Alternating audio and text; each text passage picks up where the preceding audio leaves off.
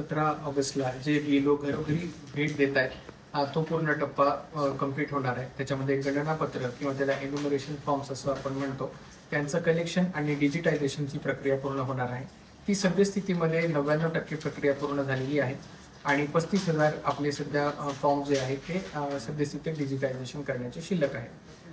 जर आपण 17 तारखेपर्यंत ASDD ज्याला आपण म्हणतो म्हणजे अब्सेंट, शिफ्टेड, डेड आणि डुप्लिकेट ह्या ज्या याद्या आहेत ह्या याद्या आपल्याला प्रसिद्ध केलेल्या आहेत। आपल्या जो जिल्हाधिकारी कार्यालयाचा जो NICचा जळगाव.nic.in या संकेतस्थळावरती या याद्या अपलोड करण्यात आलेल्या आहेत। त्या मतदारसंघनिहाय याद्या अपलोड करण्यात आलेल्या आहेत। त्यामध्ये सद्यस्थितीमध्ये 4,87,000 एवढी त्याचे मतदारांची संख्या आहे, जे की आपल्याला इथे आढळून आलेली नाही।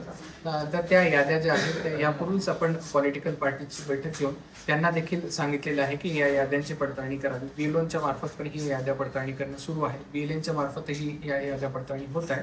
तर आपल्या सर्वांच्या माध्यमातून या याद्यांची पडताळणी करून जर सद्यस्थितीमध्ये या ASDD मध्ये जर आपलं नाव आलेलं असेल परंतु आपण इथले त्या मतदारसंघाचे वैध मतदार असाल तर त्या प्रकारची जर आपण इन्फॉर्मेशन दिली तर ते नाव आपल्याला रोलबॅक करण्याची संधी आहे। 17 तारखेनंतर ह्या याद्या ज्या आहेत त्या फायनलाइज होतील आणि प्रारूप मतदार यादी ही 24 तारखेला प्रसिद्ध होणार आहे।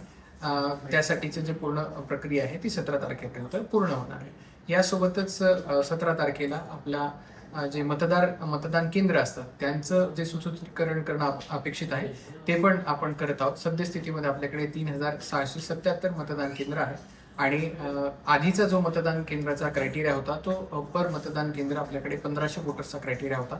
आता तो आयोगाने बदलून 1200 वोटर्सचा क्रायटेरिया केलेला आहे आणि त्या सुसूत्रीकरणामध्ये आपल्याकडे 32 नवीन मतदान केंद्र तयार करण्याची आपल्याकडे आपण प्रपोजल जे आहे ते आयोगाला पाठवलेलं आहे। त्याच्या मंजुरीनंतर ती ॲडिशनल 32 मतदान केंद्र आपल्याकडे तयार होतील।